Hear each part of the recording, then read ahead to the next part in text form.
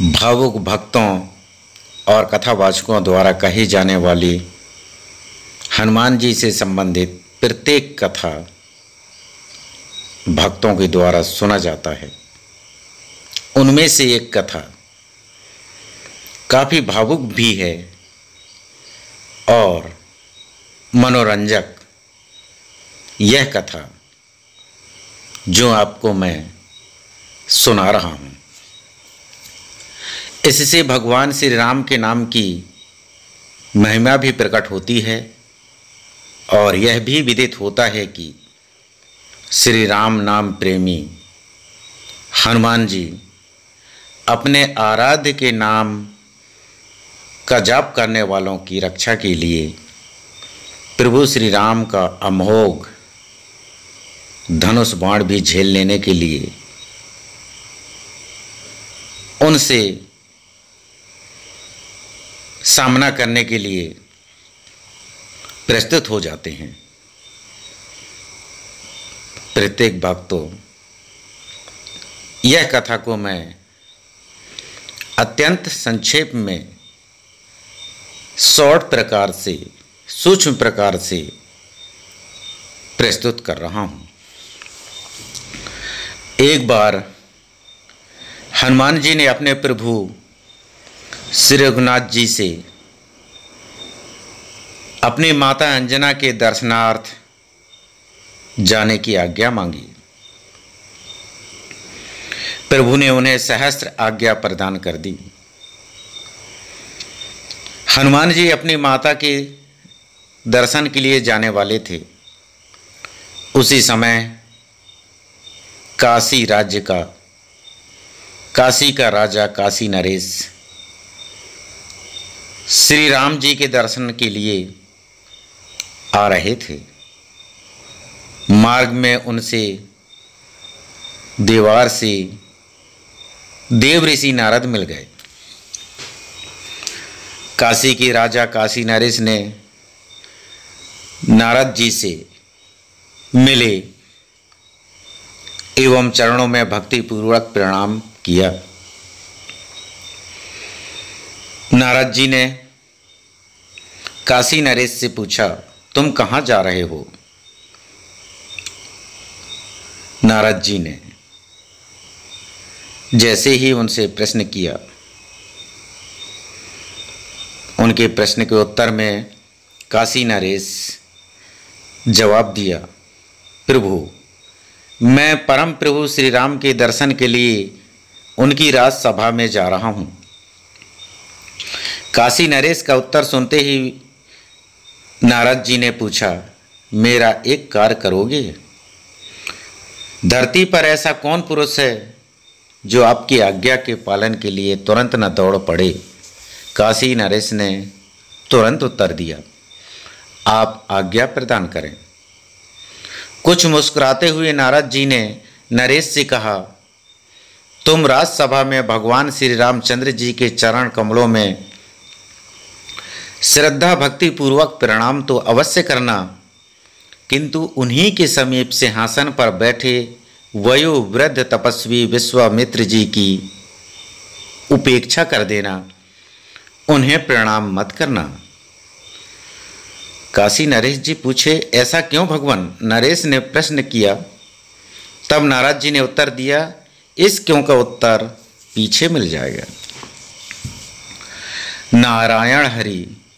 नारद जी बोले और इधर काशी नरेश श्री राघवेंद्र श्री रामचंद्र जी की राजसभा में पहुंचे। उन्होंने देवर्षि के आदेशानुसार श्री रघुनाथ जी के चरणों में अत्यंत श्रद्धा भक्ति पूर्वक प्रणाम किया, किंतु महर्षि विश्वामित्र की सर्वथा उपेक्षा करके बैठ गए। काशी नरेश की उपेक्षा से महर्षि विश्वामित्र के हृदय पर चोट पहुंची, किंतु वे राजसभा में चुप रहे। पीछे उन्होंने सीतापति श्री राम से कहा, श्री राम, आप मर्यादा पुरुषोत्तम कहलाते हो, इसलिए तुम्हारी राजसभा में तुम्हारे उपस्थित रहते मर्यादा की अवहेलना उचित नहीं है। मेरे रहते कब और कहाँ मर्यादा का उल्लंघन हुआ? प्रभु आश्चर्य के साथ प्रभु ने पूछा, आप कृपा पूर्वक बतलाने का कष्ट करें। आज ही राजसभा में काशी नरेश ने तुम्हारे चरणों में तो प्रणाम किया, किंतु उसने मेरी सर्वथा उपेक्षा कर दी। यह कदापि उचित नहीं। विश्वामित्र जी जैसे अशांत हो गए थे। प्रभु ने कहा, मेरी राजसभा में मेरे ही सम्मुख आपकी उपेक्षा, यह तो मेरा भयानक तिरस्कार है। मर्यादा पुरुषोत्तम अवध नरेश श्री रामचंद्र की भ्रुकुटी वक्र हो गई। वो क्रोधित हो गए। उन्होंने प्रतिज्ञा की, आपके समक्ष मैं अपने 3 तीक्ष्णतम बाण पृथक रख दे रहा हूं। इन 3 सरों से आज संध्या तक काशीराज मारा जाएगा। इन 3 बाणों से आज संध्या तक काशीराज मारा जाएगा। परम पराक्रमी सत्यव्रती श्री राम की यह प्रतिज्ञा वायुवेग से सर्वत्र फैल गई। काशी नरेश ने सुना तो उनका कंठ शुष्क हो गया। जीवन से सर्वथा निराश वे दौड़े देवर्षि के समीप और उनके चरणों में गिरकर गिड़गिड़ाते हुए बोले, भगवान, सत्य प्रतिज्ञ श्री राम ने आज सायंकाल तक मुझे मार डालने की प्रतिज्ञा की है। प्रतिज्ञा तो मैंने भी सुनी है। देवर्षि नारद ने तटस्थ की भांति उत्तर दिया, और श्री राम की प्रतिज्ञा सर्वविदित है कि रघुकुल में प्रतिज्ञा पूर्ति के लिए प्राण तक होम देने में आपत्ति नहीं होती। प्रभु, मैंने तो आपके आदेश का पालन किया था। काशीराज रो पड़े। जैसे भी हो, आप मेरा प्राण बचाइए। चिंता की बात नहीं, नारद जी ने काशी नरेश को समझाया। मृत्यु तो निश्चित होती है, वह किसी प्रकार टलती नहीं। यदि भगवान श्री राम के सर से प्राण पखेरु उड़ जाएं तो निश्चय ही जीवन सफल हो जाए, किंतु तुम एक काम करो। नारद जी ने काशी नरेश से धीरे धीरे कहा, तुम हनुमान जी के माता अंजना के समीप जाकर उनके चरण पकड़ लो। जब वे चरण छुड़ाने लगी तब तुम अपनी रक्षा के लिए उनसे वचन ले लेना। तब तक वे 3 बार तुम्हारी रक्षा का वचन ना दें, तब तक तुम उनके चरण पकड़े रहना। बस तुम्हारा काम बन जाएगा। परम पावन देवर्षि के चरण कमलों में प्रणाम करने की भी काशी नरेश को सुधी न रही। वे भागे सीधे माता अंजना के यहाँ। माता अंजना बैठी हुई भगवान नाम का जप कर रही थी। रोते कलपते काशीराज माता के चरणों पर गिर पड़े। उनके चरणों को पकड़कर उन्होंने कहा, माँ मेरी रक्षा करो। आज सायंकाल तक एक समर्थ व्यक्ति ने मुझे मार डालने का संकल्प किया है। तुम्हारे अतिरिक्त मेरा प्राण और कोई नहीं बचा सकता। रक्षा करो माँ, रक्षा करो। किसने और क्यों तुझे आज संध्या के पूर्व ही मार डालने का प्रण कर लिया है? माता अंजना ने प्रश्न किया तो काशी नरेश काशीराज और क्रंदन करने लगे। बोले, माँ तुम मेरी रक्षा का वचन दे दो, अन्यथा मैं अभी तुम्हारे चरणों में प्राण त्याग कर दूंगा। मेरे रहते तेरा कोई बाल भी बांका नहीं कर सकेगा। वात्सल्यमयी सरलता से जननी ने कह दिया, मैं तेरी प्राण रक्षा का वचन देती हूं। फूट फूट कर रोते हुए नरेश ने अधीर होकर पुनः प्रार्थना की, मां मुझे संतोष नहीं हो रहा है। मेरे विश्वास के लिए तुम यही बात 3 बार कह दो। मैं तेरी प्राण रक्षा का वचन देती हूं। सर्वथा सरल दयामयी जननी ने 3 बार कहते हुए पूछा, अच्छा अब तो बता, तुझे मारने की किसने प्रतिज्ञा की है? काशी नरेश ने उत्तर दिया, भगवान श्री राम ने। नरेश ने उत्तर दिया, उन्होंने आज सायंकाल तक मेरे वध की प्रतिज्ञा की है और इसके लिए उन्होंने अपने 3 घातक तीक्ष्णतम बाण भी निकालकर अलग रख लिए हैं। श्री रघुनंदन की प्रतिज्ञा कैसे अन्यथा हो सकती है? माता अंजना चिंतित हो गई, बोली, पर मैंने तुझे वचन दिया है, अतः प्रयत्न तो करूंगी ही। उसी समय हनुमान जी ने वहां पहुंचकर माता का चरण स्पर्श किया। आशीर्वाद देते हुए माता ने कहा, बेटा तुम ठीक समय पर आए। अभी अभी मैं एक आवश्यक कार्य से चिंतित होकर तुम्हारा स्मरण कर रही थी। वह कार्य हो जाए तो मेरा मन हल्का हो जाए। आज्ञा दीजिए माता जी। हनुमान ने कहा, आपका कार्य करने के लिए मैं प्रति क्षण प्रस्तुत हूं, पर काम तो कठिन है बेटा, इसी कारण मैं चिंतित हो गई हूं। माता अंजना के वचन सुनकर हनुमान जी ने उन्हें आश्वस्त करने के लिए कहा, आपकी कृपा से आपका पुत्र विद्या बुद्धि बल पौरुष और पराक्रम से ही संपन्न नहीं, उस पर निखिल भुवनपति श्री रघुनाथ जी की अपार करुणा की वृष्टि भी निरंतर हो रही है। आप आज्ञा प्रदान करें। यह सब कुछ मैं जानती हूँ मेरे लाल, किंतु काम अत्यंत कठिन है, इसलिए कहने में झिझक रही हूँ। माता ने कहा, किंतु उसकी चिंता भी मुझे सता रही है। माता जी, आपके पवित्रतम चरणों के सम्मुख मैं एक बार नहीं 3 बार प्रतिज्ञा करता हूँ कि आपकी आज्ञा मिलने पर काम चाहे जितना कठिन होगा मैं उसे अवश्य पूर्ण कर आपकी चिंता दूर करूँगा। हनुमान जी ने अपनी जननी के सम्मुख यूँ 3 बार कहा, तुमसे मुझे यही आशा थी, ऐसा ही विश्वास था बेटा।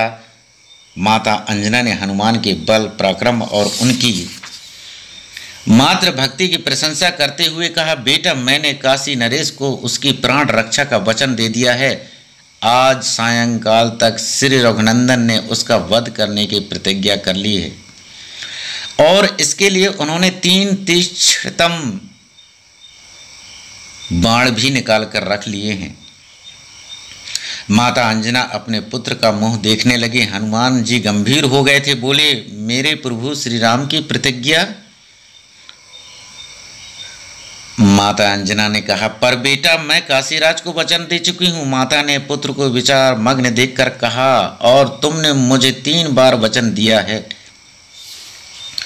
शरणागत की रक्षा धर्म है बेटा, और धर्म पालन तो। हनुमान जी बोले, कुछ करूँगा ही माँ। हनुमान जी ने माता के चरणों में मस्तक रखकर कहा, आज सायंकाल तक की ही अवधि है, इसलिए मुझे शीघ्र ही जाने की अनुमति दीजिए। माता की आज्ञा प्राप्त होते ही हनुमान जी काशी नरेश के पास अयोध्या पहुँचे। वहाँ उन्होंने राजा से कहा, तुम सकल कलुष नाशनी परम पावनी सरयू में कमर तक जल में खड़े होकर अविराम बिना आराम करते हुए लगातार राम राम का जप करते रहो। नरेश ने पवन पुत्र के आदेश का पालन करना प्रारंभ किया और उधर हनुमान जी तुरंत श्री राम के समीप पहुंचे। वहां उन्होंने भगवान श्री राम के चरणों में प्रणाम कर उनके दोनों चरण पकड़ लिए। बोले, स्वामी, आज मैं आपसे एक वर की याचना करना चाहता हूं। यह कैसे संभव है कि सर्वथा निस्पृह और अत्यंत संकोची हनुमान जी कभी कुछ मांगे और प्रभु अस्वीकार कर दें? श्री राम जी ने उत्साह पूर्वक कहा, तुम्हारे लिए अदेय कुछ नहीं है।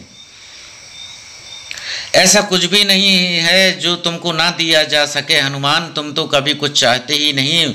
मैं तो सदा चाहता हूं कि तुम मुझसे कुछ चाहो, कुछ मांगो, पर मेरी इस इच्छा की पूर्ति तुमसे नहीं हो पाती। बोलो, तुम क्या चाहते हो? श्री रामचंद्र जी के कहने पर प्रसन्न होकर हनुमान जी ने प्रभु का चरण सहलाते हुए कहा, करुणामय स्वामी, चाहता हूं कि आपके अनित्य महिमा मैं नाम का जप करने वाले की सदा रक्षा किया करूं और मेरी उपस्थिति में आपके नाम जापक पर कभी कहीं कोई किसी प्रकार का प्रहार न करे। यदि दुर्भाग्यवश निखिल सृष्टि का सर्व समर्थ स्वामी भी प्रहार कर बैठे तो उसका भी प्रहार व्यर्थ सिद्ध हो जाए। दया मूर्ति भक्त वत्सल श्री रामचंद्र जी ने तुरंत आशीर्वाद दिया, तुम नाम जापक की रक्षा करने में सदा समर्थ होगे और तुम्हारी उपस्थिति में नाम जापक पर किया गया प्रहार अमोघ प्रहार भी व्यर्थ सिद्ध होगा। जय श्री राम। हनुमान जी ने प्रभु चरणों पर मस्तक रख दिया और तुरंत सरयू तट पर पहुंचे। वहां वे गदा तानकर अत्यंत सावधानी से खड़े हो गए और काशी नरेश से बोले, तुम बिना रुके निरंतर राम राम रटते रहो। स्थिति विचित्र हो गई। एक ओर सर्वाधार स्वामी श्री रामचंद्र जी की सायंकाल तक नरेश के वध की प्रतिज्ञा और दूसरी ओर अनन्य भक्त हनुमान जी का उनकी रक्षा के लिए परिकरबद्ध हो जाना। राजा सरयू जल में खड़े होकर प्राण भय से अनवरत रूप से राम राम का जप कर रहे थे और वर प्राप्त हनुमान जी उनकी रक्षा के लिए गदा ताने खड़े थे। बात विद्युत गति से फैल गई। अयोध्यावासी समस्त बाल वृद्ध युवा नर नारी कौतूहल व सरयू पुलिन पर पहुंचे। प्रभु और सेवक के प्रतिज्ञा पालन का दृश्य देखने के लिए वहां विशाल जन समुदाय एकत्र हो गया। सायंकाल हो चला था। यह समाचार सत्यव्रती श्री रघुनाथ जी को भी मिला। भगवान श्री राम कुलपित हो गए। उन्होंने अपने प्रण का पालन करने के लिए पृथक रखे गए तीनों बाणों में से एक बाण उठाया और उसे अपने विशाल धनुष पर रखकर खींचा और सर छोड़ दिया। बाण को छोड़ दिया। बाण अत्यंत शीघ्रता से नरेश के समीप पहुंचा, किंतु उन्हें राम नाम का जप करते देख वह उनका मस्तक छिन्न नहीं कर सका। वह नरेश के चुप होने की प्रतीक्षा करता रहा, किंतु हनुमान जी के द्वारा दीक्षित नरेश प्राण भय से अविराम पूरी शक्ति लगाकर राम राम जपते ही जा रहे थे। निराश होकर बाण प्रभु के समीप लौट आया। उसने निवेदन किया, प्रभु नाम जापक की रक्षा के लिए आपने मारुति को वर प्रदान किया है और उस पर सभी प्रहार व्यर्थ सिद्ध होने की आपकी वाणी है। वह राजा निरंतर आपके नाम का जप कर रहा है और वह बजरंग बली हनुमान गदा ताने उसकी रक्षा में सन्नद्ध हैं। इस कारण मैं विवश होकर लौट आया। भुवन पावन लीला वपु श्री राम का क्रोध बढ़ा। उन्होंने दूसरा धनुष बाण पर चढ़ाकर छोड़ा। वह वायु वेग से चला और काशी नरेश का प्राण हरण करने के लिए उनके समीप पहुंचा भी, किंतु अब तो राजा हनुमान के आदेशानुसार सीता सहित नाम सीताराम का जप कर रहे थे। दूसरे सर बाण को भी नरेश के कंठ का स्पर्श करने का अवसर प्राप्त नहीं हुआ। विवश होकर वह भी प्रभु के समीप लौट आया। उसने भी राजा के सीताराम रटने और गदाधर हनुमान जी के द्वारा उनकी रक्षा का वृतांत सुना दिया। मैं स्वयं सरयू तट पर चलकर उस धृष्ट नरेश और हनुमान को मार डालता हूँ। सत्य प्रतिज्ञ भगवान श्री राम अत्यंत क्रोध हो गए। उन्होंने अपना विशाल धनुष तथा तीसरा बाण लिया और सरयू तट की ओर तीव्र गति से चल पड़े। उधर हनुमान जी ने सोचा, प्रभु अपने मंगलमय नाम के विरध रखते हैं, भक्तों के लिए वे अपना सर्वस्व त्याग देते हैं। भक्त उन्हें प्राण प्रिय है, इसलिए उन्होंने राजा से कहा, अब तुम भगवती सीता और प्रभु नाम के साथ मेरे नाम जप करना शुरू कर दो। राजा जय सिया राम जय जय हनुमान का जप करने लगे। अत्यधिक देर से जोर जोर से तप करते करते नरेश थक गए थे और उनकी वाणी लड़खड़ाने लगी थी। वे तो मृत्यु भय से अत्यंत साहसपूर्वक जैसे तैसे नाम जप चला रहे थे, किंतु मात्र भक्त हनुमान जी ने अपने एक अंश से काशी राज के कंठ में प्रविष्ट होकर स्वयं जय सिया राम जय जय हनुमान का अनवरत रूप से जप करने लगे।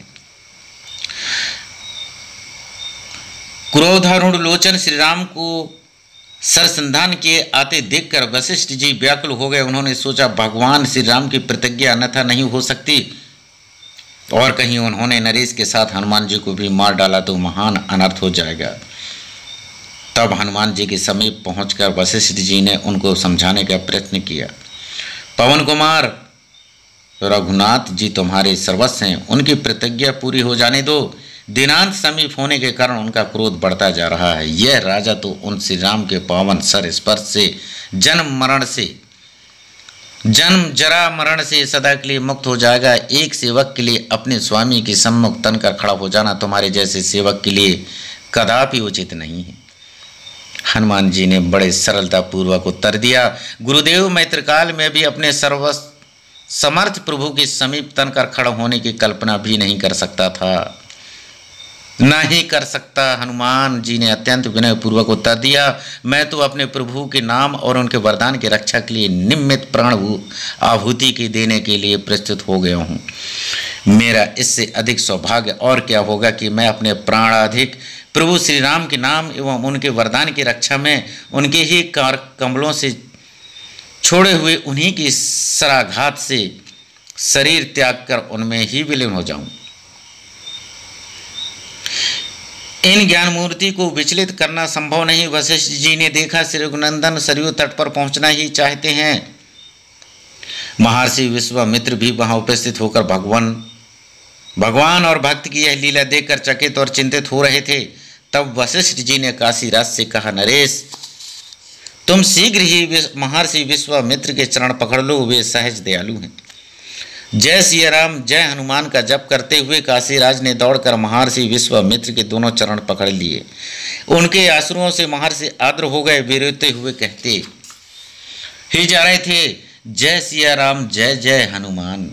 महर्षि द्रवित हो गए। उन्होंने सरसंधान किए हुए क्रुद्ध श्री राघवेंद्र से कहा, श्री राम, काशी नरेश के अपराध का प्रायश्चित हो गया, मैंने इसे क्षमा कर दिया। अब तुम भी अपना अमोघ बाण धनुष से उतार कर तोरण में रख लो।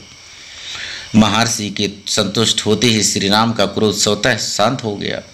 उन्होंने गुरु की आज्ञा का पालन किया। तीसरा बाण धनुष से तोरण में आ गया। राजा के प्राण रक्षा तो हुई ही, भगवान के सम्मुख भक्त हनुमान विजय हुए। इस समाचार से माता अंजना की प्रसन्नता की सीमा न रही और मुझे आशा है इस कहानी को सुनकर उचित शिक्षा जो आपको प्रदान किया उसमें भक्त और भगवान के बीच उनके कृतज्ञ पालन करते हुए आप भी श्री राम एवं हनुमान जी का जाप करें। जय श्री राम।